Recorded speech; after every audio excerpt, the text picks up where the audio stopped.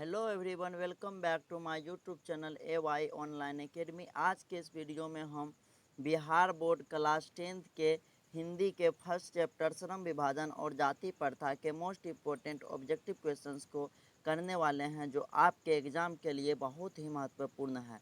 तो बिना समय गंवाए वीडियो को शुरू करते हैं। तो आपका पहला ऑब्जेक्टिव क्वेश्चन है कि श्रम विभाजन और जाति प्रथा के लेखक कौन हैं। तो इसका राइट आंसर आपका ऑप्शन बी हो जाएगा, बाबा साहब भीमराव अंबेडकर। आपके एग्ज़ाम में पूछ सकता है कि बाबा साहब भीमराव अंबेडकर के जन्म कहाँ हुआ था। तो इसका जो जन्म हुआ था वह महू मध्य प्रदेश में हुआ था। और इसका जो जन्म की ईस्वी की बात करें तो वह 14 अप्रैल 1891 ईस्वी को हुआ था। और आगे अगला प्रश्न की ओर बढ़ते हैं। आपका अगला प्रश्न है कि लेखक की दृष्टि से विडंबना की बात क्या है।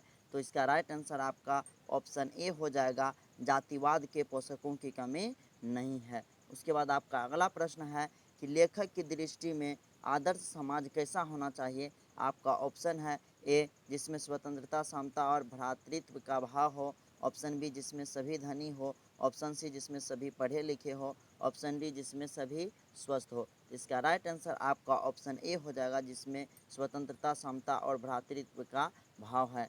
उसके बाद आपका अगला प्रश्न है कि लेखक बेरोजगारी का प्रमुख और प्रत्यक्ष कारण किसे मानते हैं। तो इसका राइट आंसर आपका ऑप्शन सी हो जाएगा, जाति प्रथा को। लेखक जो है बेरोजगारी का प्रमुख और प्रत्यक्ष कारण जो है जाति प्रथा को मानते हैं। देखिए, ये बहुत ही इंपॉर्टेंट क्वेश्चन है, क्योंकि यह आपके एग्ज़ाम में पूछा गया है 2018 के फर्स्ट शिफ्टिंग में। उसके बाद आपका अगला प्रश्न है कि अंबेडकर की दृष्टि में भाईचारे का वास्तविक रूप कैसा होता है। आपके ऑप्शन है ए, दूध और शक्कर के मिश्रण की तरह। ऑप्शन बी, दूध और पानी के मिश्रण की तरह। ऑप्शन सी, तिल और तंडुल के मिश्रण की तरह। ऑप्शन डी, पानी और नमक के मिश्रण की तरह। तो इसका राइट आंसर आपका ऑप्शन बी हो जाएगा, दूध और पानी के मिश्रण की तरह। भाईचारे का जो वास्तविक रूप है अंबेडकर के अनुसार, वह दूध और पानी की तरह है। उसके बाद आपका अगला प्रश्न है कि भारतीय संविधान के निर्माता में महत्वपूर्ण भूमिका किसकी है। तो इसका राइट आंसर आपका ऑप्शन ए हो जाएगा, भीमराव अंबेडकर का। भारतीय संविधान के निर्माण में जो महत्वपूर्ण भूमिका है वह भीमराव अंबेडकर का है। उसके बाद यह प्रारूप समिति के अध्यक्ष भी थे। उसके बाद आपका अगला प्रश्न है कि सभ्य समाज की आवश्यकता क्या है। तो इसका राइट आंसर आपका ऑप्शन बी हो जाएगा, श्रम विभाजन। उसके बाद आपका अगला प्रश्न है कि निम्नलिखित रचनाओं में से कौन सी रचना डॉक्टर अंबेडकर की है। तो आपका ऑप्शन है A, the castes in India. तो ये भी भीमराव अंबेडकर की रचना है। Option B, the untouchables you are they, ये भी इनकी रचना है। और option C, who are Shudras, ये भी इनकी रचना है। इसलिए इसका राइट आंसर आपका ऑप्शन डी हो जाएगा, इनमें से सभी। उसके बाद आपका अगला प्रश्न है कि आधुनिक सभ्य समाज श्रम विभाजन को आवश्यक क्यों मानता है। तो इसका ऑप्शन है ए, कार्य कुशलता के लिए। ऑप्शन बी, भाईचारे के लिए। ऑप्शन सी, रूढ़िवादिता के लिए। ऑप्शन डी, इनमें से कोई नहीं। तो इसका राइट आंसर आपका ऑप्शन ए हो जाएगा, कार्य कुशलता के लिए। आधुनिक सभ्य समाज जो श्रम विभाजन को आवश्यक मानता है वह कार्य कुशलता के लिए मानता है। और ये भी आपके लिए काफ़ी इंपॉर्टेंट क्वेश्चन है, क्योंकि ये भी आपके एग्जाम में पूछा गया है 2018 के सेकेंड शिफ्ट में। उसके बाद आपका अगला प्रश्न है कि श्रम विभाजन और जाति प्रथा पाठ में बाबा साहेब के किस भाषण का संपादित अंश है। आपके ऑप्शन है A, the caste in India their mechanism. Option B, genesis and development. Option C, annihilation of caste who is सुधराज। तो इसका राइट आंसर आपका ऑप्शन सी हो जाएगा, एनिहिलेस ऑफ कास्ट। और ये जो भाषण दिया गया था वह अंग्रेजी में, और इसका हिंदी अनुवाद जो किया था वह लल्लई सिंह यादव द्वारा किया गया था। ये भी आप लोग याद रखिएगा। उसके बाद आपका अगला प्रश्न है कि प्राथमिक शिक्षा प्राप्त करने के बाद अंबेडकर उच्चतर शिक्षा प्राप्त करने के लिए कहाँ गए। तो इसका राइट आंसर आपका ऑप्शन सी हो जाएगा, न्यूयॉर्क गए। कहाँ गए? न्यूयॉर्क गए। उसके बाद आपका अगला प्रश्न है कि अंबेडकर के चिंतन व रचनात्मकता के प्रेरक व्यक्ति थे। आपके ऑप्शन है ए, बुद्ध, ये भी थे। Option B, Kabir. Option C, Jyotiba Phule. Option D, इनमें से सभी। तो इसका राइट आंसर जो हो जाएगा वो आपका ऑप्शन डी हो जाएगा, इनमें से सभी। क्योंकि इनके प्रेरक व्यक्ति जो रहे वह महात्मा बुद्ध जी रहे, कबीर जी रहे और ज्योतिबा फुले, ये तीनों रहे। इसलिए इसका राइट आंसर आपका ऑप्शन डी हो जाएगा, इनमें से सभी।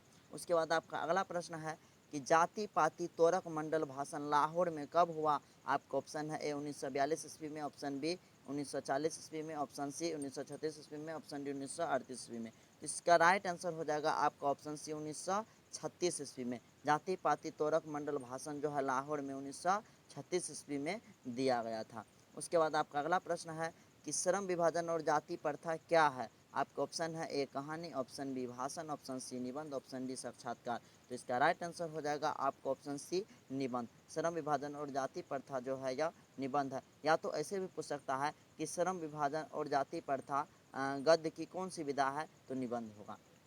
उसके बाद आपका अगला प्रश्न है कि अंबेडकर के भाषण एनिहिलेशन ऑफ कास्ट को किसने हिंदी में रूपांतरण किया। तो अभी तुरंत बताए हैं। तो इसका राइट आंसर आपका ऑप्शन ए हो जाएगा लल्लई सिंह यादव। उसके बाद आपका अगला प्रश्न है अंबेडकर का जन्म किस परिवार में हुआ था। आपका ऑप्शन है ए ब्राह्मण, ऑप्शन बी क्षत्रिय, ऑप्शन सी दलित, ऑप्शन डी कास्ट। तो इसका राइट आंसर आपका ऑप्शन सी हो जाएगा दलित। अंबेडकर का जो जन्म हुआ था वह दलित परिवार में हुआ था। उसके बाद आपका अगला प्रश्न है कि लेखक को इस युग में कहाँ पर विडंबना दिखाई दिया। आपका ऑप्शन है ए जातिवाद में, ऑप्शन बी नारीवाद में, ऑप्शन सी निर्विवाद में, ऑप्शन डी परिवारवाद में। इसका राइट आंसर आपका ऑप्शन ए हो जाएगा जातिवाद में। लेखक को जो है इस युग में जातिवाद में विडंबना दिखाई दिया। उसके बाद आपका अगला प्रश्न है कि डॉक्टर अंबेडकर के माता का नाम क्या था। आपके ऑप्शन है A Ranibai, option B Kuntibai, option C Shilabai, option D Bhimabai. इसका राइट आंसर हो जाएगा आपका option D Bhimabai. Doctor Ambedkar के माता का जो नाम था वह भीमाबाई था।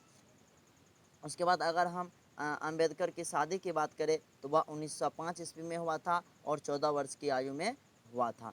उसके बाद आपका अगला प्रश्न है कि डॉक्टर अंबेडकर ने पीएचडी की उपाधि कब प्राप्त की। आपके ऑप्शन है ए 1920 ईस्वी में, ऑप्शन बी 1918 ईस्वी में, ऑप्शन सी 1916 ईस्वी में, ऑप्शन डी 1914 ईस्वी में। इसका राइट आंसर आपका ऑप्शन सी हो जाएगा 1916 ईस्वी में। डॉक्टर भीमराव अंबेडकर जो है पीएचडी की उपाधि 1916 ईस्वी में प्राप्त की।